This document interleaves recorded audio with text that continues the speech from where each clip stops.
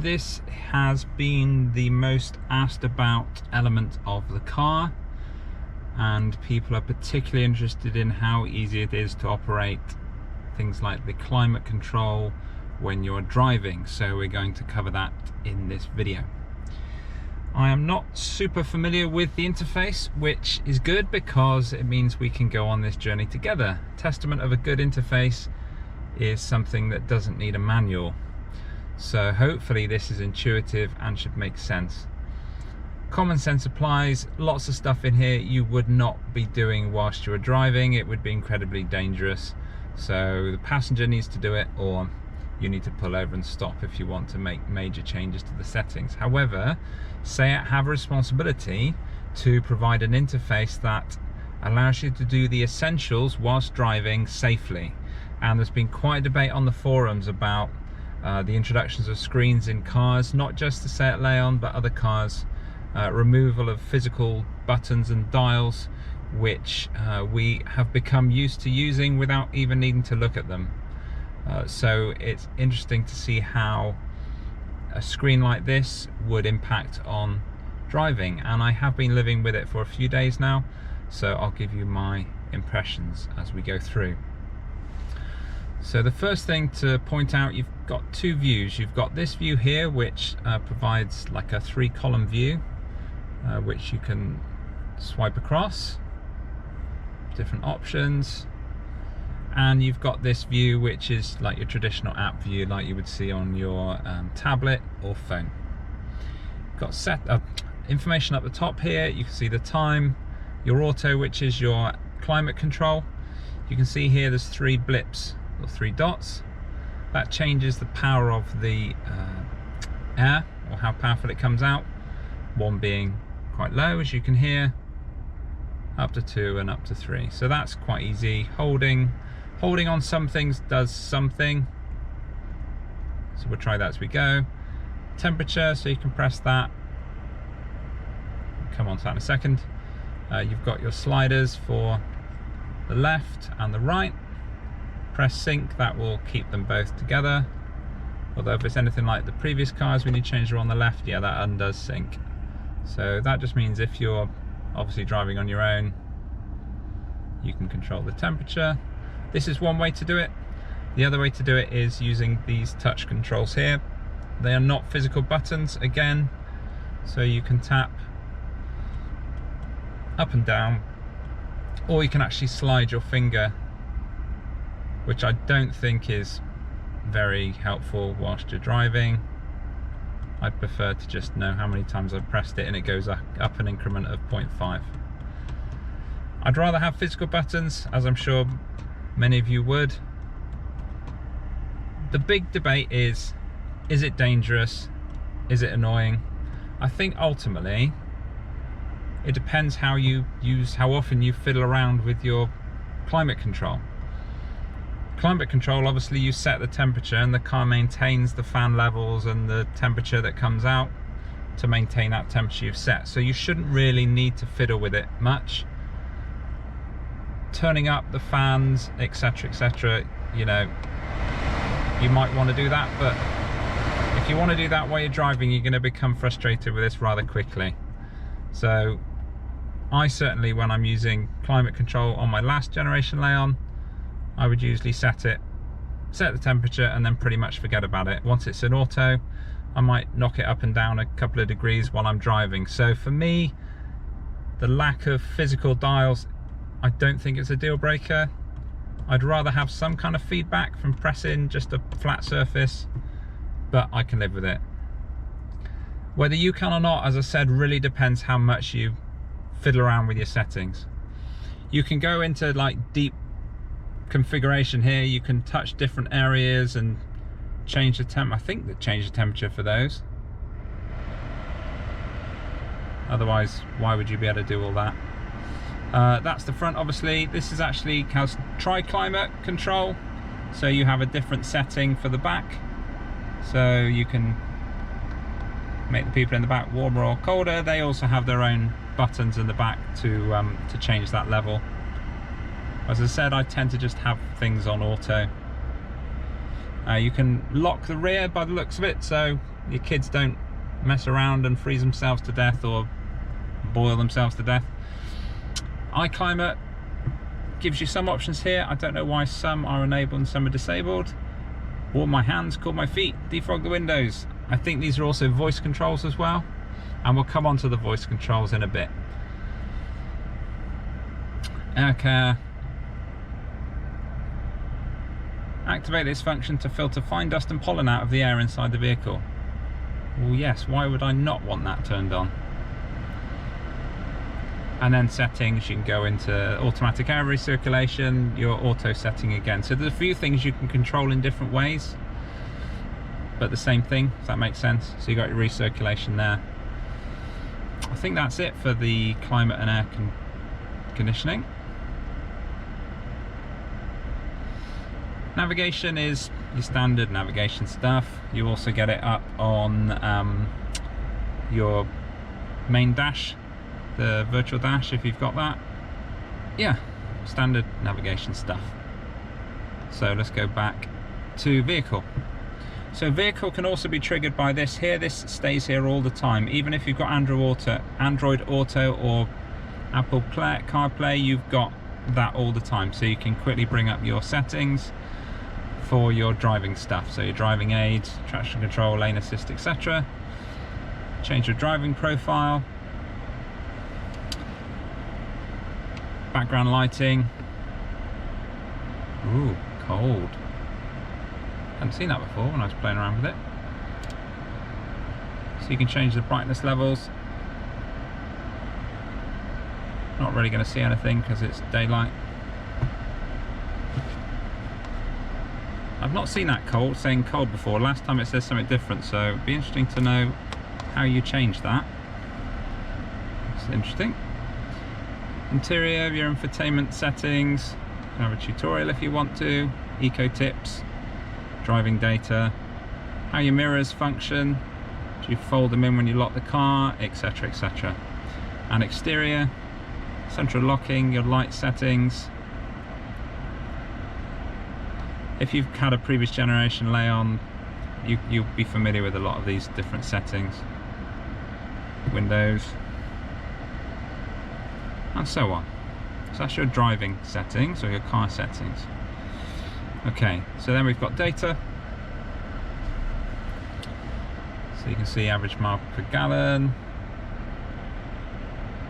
So long term, 43 miles per gallon is the average the car's done in about 10 hours of driving. And you've got your status, so it'll show you when your service is due, when your inspection is due. If you do that, it'll put your wipers in a service position, which is quite handy. What else have we got? Telephone, not going to go into that, standard stuff. Air conditioning we've looked through. Full link will be connecting to your phone. Sound, so you've got your graphic equalizer, your sound focus. Now this was interesting, I noticed you've got automatic, which is new. I'm presuming that works based on detecting who sat in seats. So if you're the only person sat in the car driving, it will put the sound focus into the driver position. Or as you see, I've touched the screen, I can choose. I think I could choose all automatic. Yeah, so I think it's just picking where people are sat there. And then you can turn on your tones, volume. Voice control volume. Oh, okay. What else have we got? Users. So this is interesting. So when I first read about the always-on connectivity of the Leon, I did wonder how they were going to get round the GDPR data protection side of things. You know, would you have to sign up to some terms and conditions for data sharing? And yes, you do. So I haven't actually set up a profile on here, but you can do that. And I think it will remember your settings. It'll also connect to the app on the phone, which I've yet to try out. But if I go into guest and edit, I'm going to do something. Maybe you can edit guest. So you can make yourself the primary user. Privacy settings. So this, I found this really interesting. So you can choose the level of data that your car shares with SEAT. So when it's loaded, you've got maximum privacy, no position data, use my position and share my position. So if you go to the information, it explains them for you. So maximum privacy, basically it's deactivated whatever legally required services are that use data. No position data is the next level up. So services only use vehicle and user data. Use my position. Services use positioning data, vehicle data and user data. And then share my position. Primary and secondary users can retrieve positioning data via the SEAT-CUPRA-NET web portal or the SEAT-CUPRA-NET app. So your partner, friend, whoever you give access to can see where the car is, can remotely control the settings from the app. So on some of the models you can, for example, set the climate control to come on before you even get into the car to get the car warmed up for you, or cool down if it's hot in the sun. So that's good. Say, I think they have to, they don't have any choice, but you get this control over your settings. However, certain things you will not be able to use unless you unlock certain levels of privacy based on, you know, what you want to do. Yeah, so you've got the settings and there's some legal stuff, which interestingly you have to read the legal. To read the legal stuff you have to change your privacy level, which I thought was a bit silly, because surely you want to read the legal stuff before you change the setting. Like some of this stuff here, so we go through quickly. Anti-theft alert, you cannot turn this on because we've gone into covert mode, so we're not sharing any data. It won't let you use anti-theft alert. I think they've got to sort their license dates out, because you can see this license ran out in 1969. Clearly something's wrong there. So yeah. Online traffic information, blah blah blah blah blah. Basically all this kind of cool gadgety stuff you don't get. You're allowed to make a public emergency call. There is a SOS button at the top, but all this stuff is disabled, including vehicle status and door lights. Seems a bit harsh. Can't have your door lights on unless you share some data with Google. Google, SEAT, sorry. Okay. Anything else? That's the legal notice. Last time I tried it, it wouldn't let me read it until I changed my privacy settings. There we go. Temporarily change your privacy settings to share my position. Surely they could have found a way around that. That seems a bit silly. And the store. I got very excited when I saw that. I thought, cool, I can get some apps for my car. However, under construction, there are no apps yet. There's also data plan, which I need to read up on, because it's implying you need to subscribe to some kind of data plan with Cubic Telecom Limited, who I presume are in Spain. But again, because I got maximum privacy, I can't do that. So hopefully you won't have to pay for a subscription for your car to connect to the internet, and say I've just covered that as part of the eSIM that's contained within. But I will try and find out about that. Again, under construction. Come back later. That's it really. I mean, the screen is pretty intuitive. However, let's try voice control. So there's a button on the dash that you, sorry, on the steering wheel that you hold down. Try again. Why has voice control of my mobile device been activated? Oh, activated, right, okay. Warm my feet.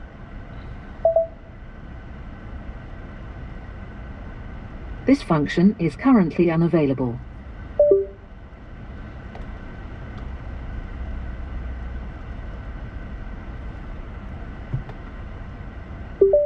Warm my hands. Sorry. Okay, sorry, what? You can use voice control to operate the radio and media, navigation system, telephone and air conditioning. For example, say, where can I find restaurants nearby, or call John Smith work.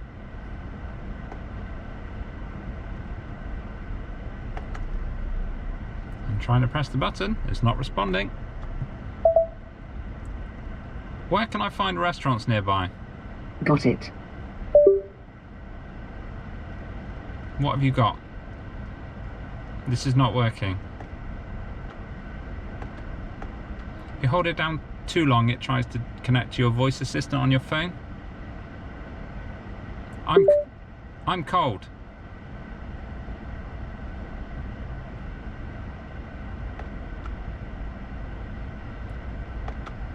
I'm cold. Yeah, needs work. Needs work, SEAT. When it's spinning, is it waiting for me to talk? I'm cold. I'm cold.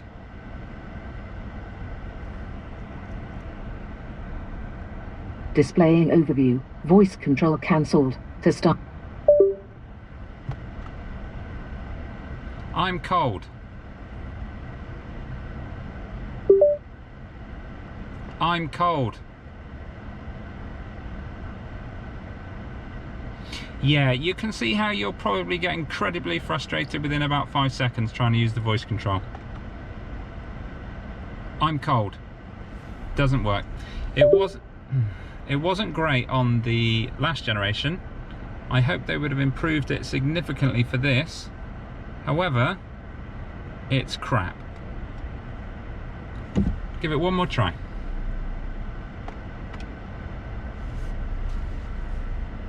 What can I say?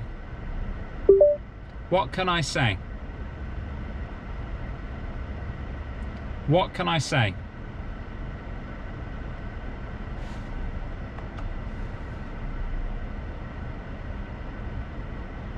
There you go. Yeah, maybe don't use the voice control because it pants. So that's about it for the screen.